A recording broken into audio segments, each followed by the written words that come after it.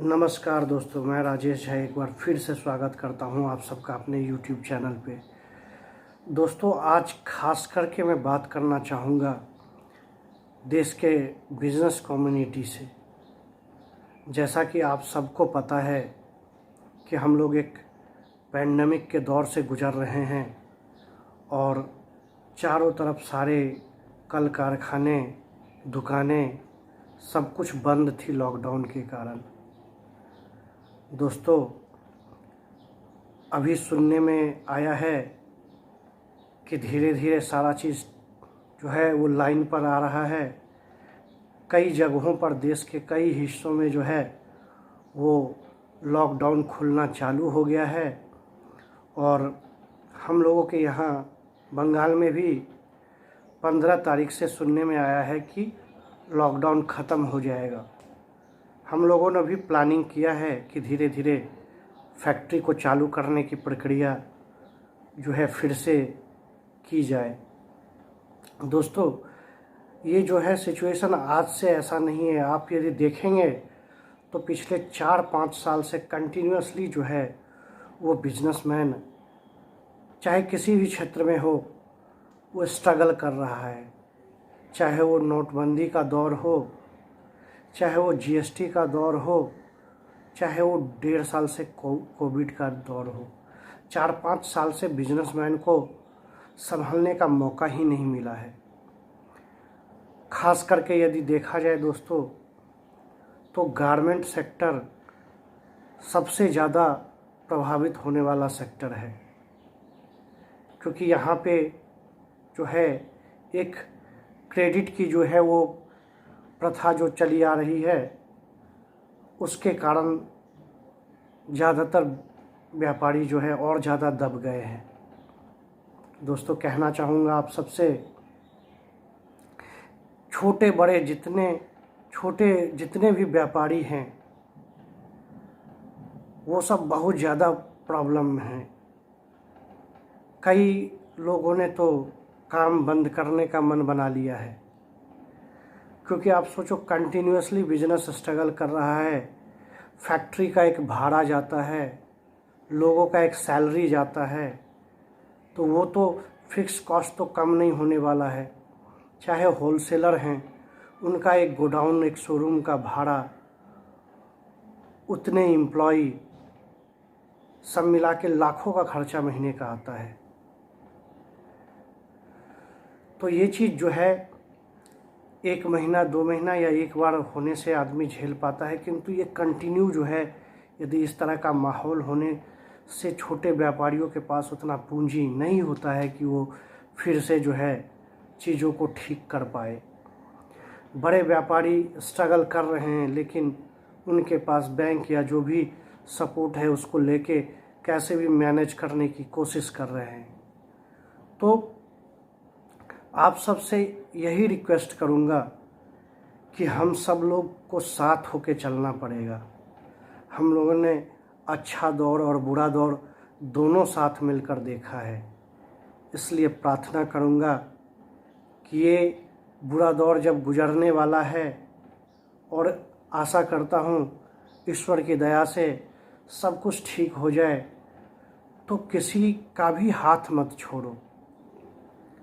दोस्तों, कोई भी आप ईश्वर, अल्लाह, जीसस, वाहेगुरु जिसको भी मानते हो, आप ये चीज़ जानते हो कि धरती से कोई पैसा उठाकर आसमान में लेके नहीं जाएगा अपने साथ। आपके साथ, हमारे साथ हमारा कर्म ही जाएगा। फिर भी गारमेंट्स सेक्टर में हमने देखा है दोस्तों, बहुत सारे लोग जो है ऐसे घुस गए हैं जिनका ऑब्जेक्टिव ही है बिजनेस को परेशान करना, दूसरों को परेशान करना और इधर उधर से पैसा निकालकर अपने पास पैसा एकत्रित करना।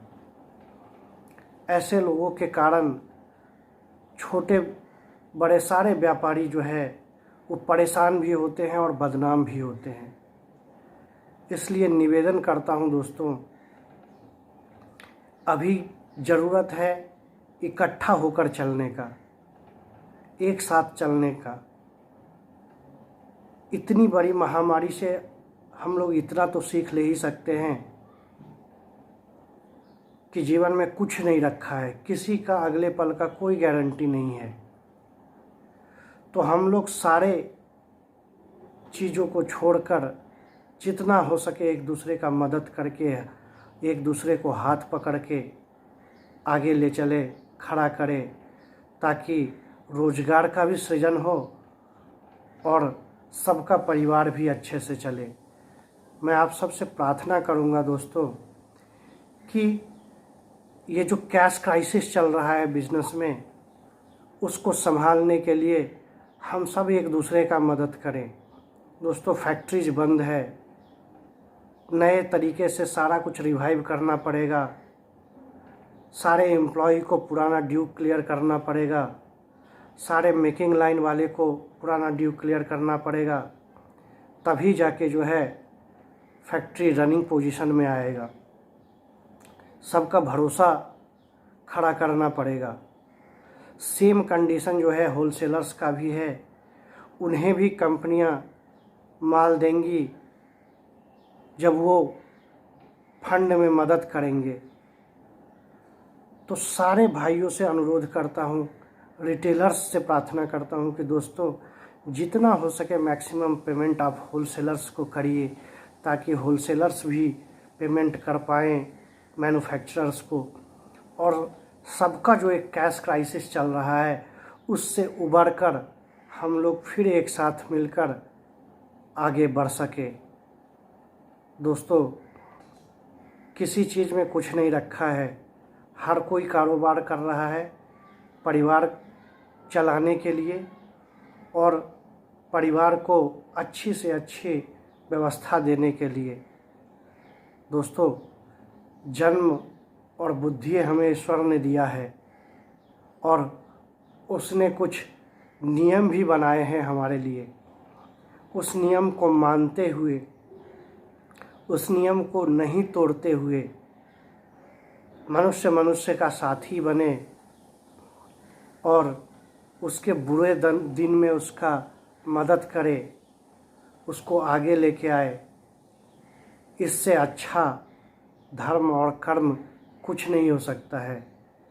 इसी में हज का, इसी में वाहे गुरु के दर्शन का और ईश्वर के पूजन का संपूर्ण लाभ है। जो चेहरे पर आप हजारों के मुस्कान लाते हो, वो खुशी शायद लाखों नोट में भी नहीं मिल सकता है। इसलिए आप सबसे अनुरोध करता हूँ दोस्तों, एक दूसरे का हालचाल जानिए, एक दूसरे से फ़ोन करके सांत्वना दीजिए। लोग नहीं कहना चाहते हैं एक दूसरे से, लेकिन लोग अंदर से टूट गए हैं, उठने का ताकत नहीं है उनके अंदर। किंतु मैं आपसे वचन दे के कह सकता हूँ कि आप यदि एक दूसरे का हाल पूछेंगे, एक दूसरे को भरोसा दिलाएंगे, एक दूसरे का मदद करेंगे, तो फिर से हर कोई उठ खड़ा होगा। मैं कहता हूँ आपको, आज भी जब मेरे पास मेरे किसी कस्टमर का फ़ोन आता है और वो कहता है कि सब ठीक हो जाएगा, आप तैयारी में लगिए, आगे सब ठीक हो जाएगा, हम लोग साथ खड़े हैं, तो 10 गुना हिम्मत बढ़ जाता है। मैं भी जब अपने मेकर को फ़ोन करता हूँ, हाल पूछता हूँ, बोलता हूँ तैयारी करो, फिर से काम चालू करना है, तो उसके आँखों का आंसू कुछ ना कुछ तो ज़रूर कम होता है, क्योंकि उसके आवाज़ से पता चलता है। दोस्तों, जितना ही हम लोगों का औकात था एम्प्लॉइज़ को, मेकर्स को, लेबर्स को खाने का पैसा दिया है इस पेंडेमिक में, नहीं तो वो कहाँ से कमाएगा। लाभ नुकसान नहीं देखा वहाँ पे, दिल नहीं मानता है कि कोई भूखे रहे। तो इसलिए आप लोगों से भी प्रार्थना करता हूँ कि हाल पूछे। यदि मुझे खुशी होती है तो जाहिर सी बात है हर किसी को खुशी होती होगी, और यदि हर कोई हिम्मत जुटाएगा तो उठ खड़ा होगा। इसलिए प्रार्थना करता हूँ एक बार फिर से कि एक दूसरे का मदद करें, एक दूसरे का हाथ पकड़कर कड़ी बनाएं, सपोर्ट करें फिनेंशियली। कैश क्राइसिस को जितना दूर कर सकते हैं एक बार हिम्मत बटोर के करें, सब कुछ ठीक हो जाएगा। जय हिंद, जय भारत।